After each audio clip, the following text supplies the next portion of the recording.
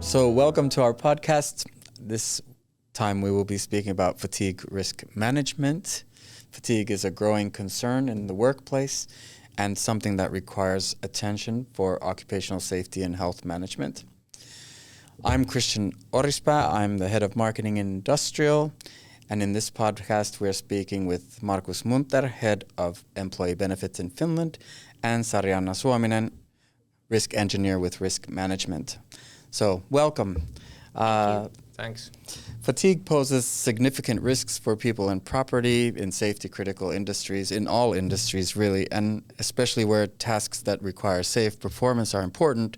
People should be vigilant, have good concentration, be attentive, and be able to react quickly in different situations.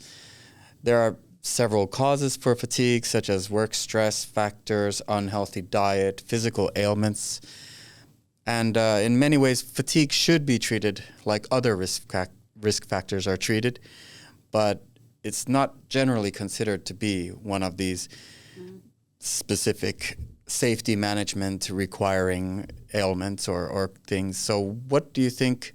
Should we jump into it? And we also want to highlight that we have a focus on this recently completed study for August Ramsay Foundation by Tuomas Kaleva. How did you guys sleep last night? Everybody's awake? Sure. More or less. Excellent. So when we think about fatigue, why are insurers interested in fatigue, and why is it important to support this research from an insurance company perspective? I think that based on our assumption before the thesis work, we thought that almost never fatigue is considered as part of risk management and accident investigation. People think that fatigue is like normal state, that it's maybe difficult to take part into some like risk management part because people can think that it's private matter. So I think it's very good that August Ramsay, like they put it up that we should research a little bit about fatigue. Yeah, definitely. And in most cases, it's really hard to recognize in which cases fatigue is actually sort of the deep core reason of those accidents. And they, in most cases, they don't realize that there might be some challenges regarding fatigue or tiredness related issues. Especially if there is someone has died or something, it's really difficult to afterwards try to find out if they have been tired or not. Yeah, you cannot ask that person anymore. Exactly. So how does fatigue increase the risk of accidents? Well, based on the thesis, fatigue plays a significant role in many accidents. As Sarianna pointed out, in many cases, we just don't know it. But there is a lot of evidence that fatigue is actually the sort of the core reason, at least one of the core reasons why accidents happen. And that makes it a really important topic to investigate.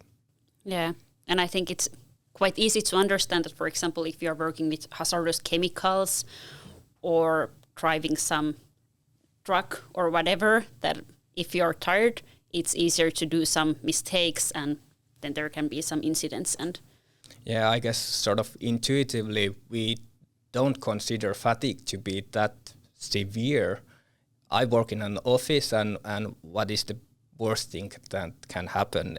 Maybe I fall asleep on top of keyboard and fall off the chair or something like that, but that's the worst case scenario. So yeah, and then if you're working in some factory and you're driving a truck and if you're a little bit tired and you don't see some small people walking there, then it's a little bit more severe than falling from the chair, which can be also a little bit like uncomfortable, but not maybe so severe.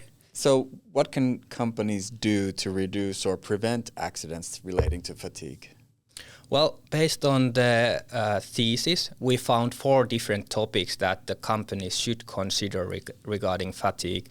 One is organizational culture. The next one is how companies can recognize different kind of behavior in employees and different kind of tasks, in which case fatigue is sort of plays critical role, that there might be some severe consequences.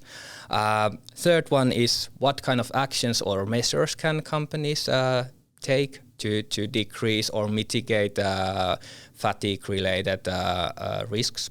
And fourth one is sort of how companies track and follow up and what kind of data they are collecting regarding this issue.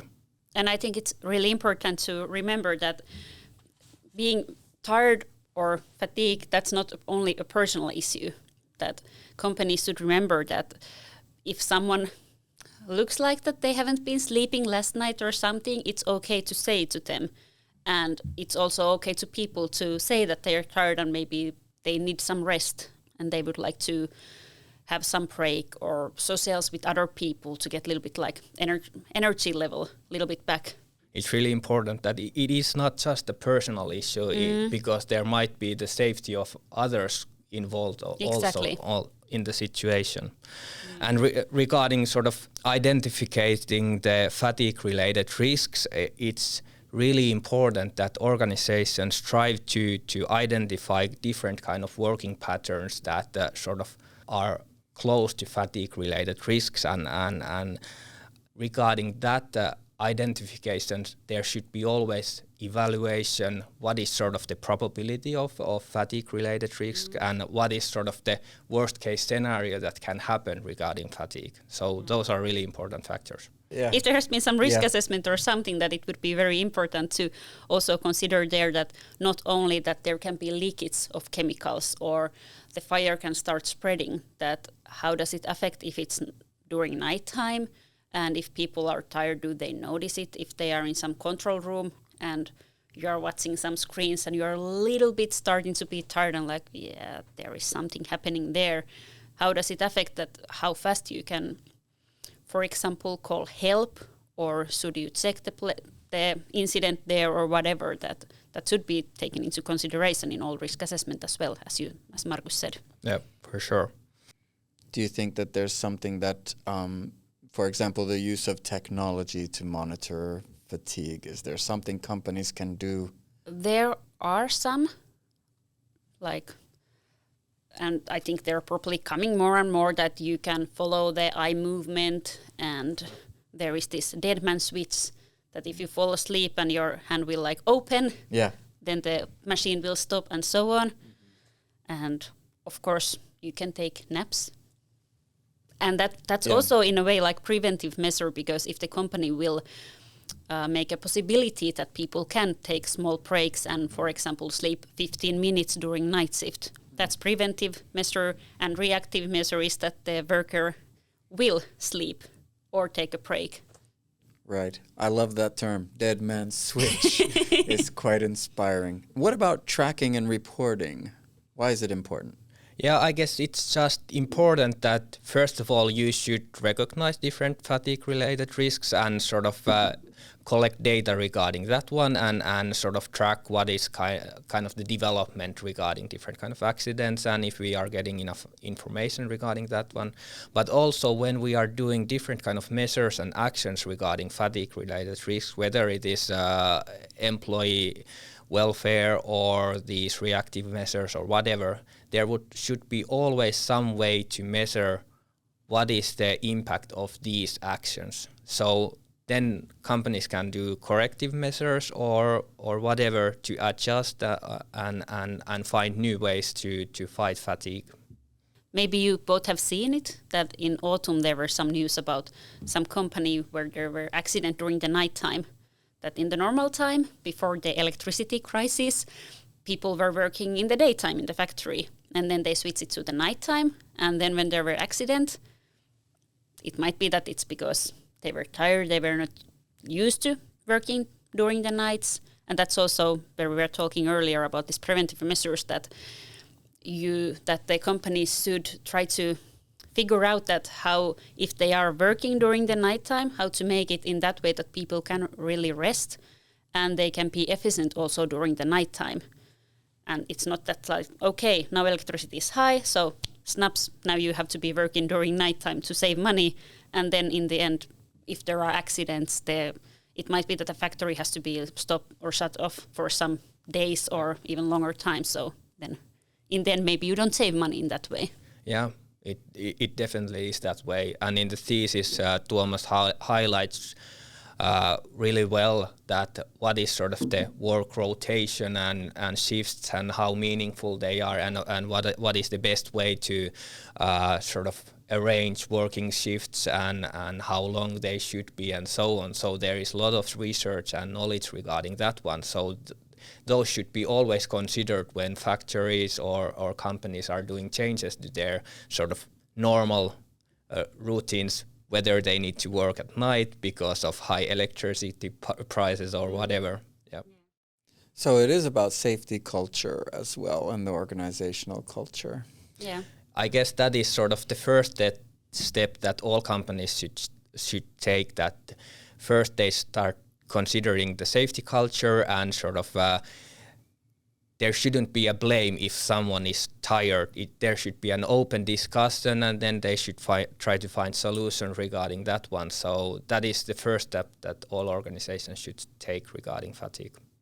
Yeah, and it's, as said earlier, I think the main point is that it's not only a personal issue, that it's a collective risk for the business if someone is tired, and then there are some measures that we can, or companies can do for that to make the risk lower. It can give a competitive advantage, basically, as Yeah, well. that's true. For sure.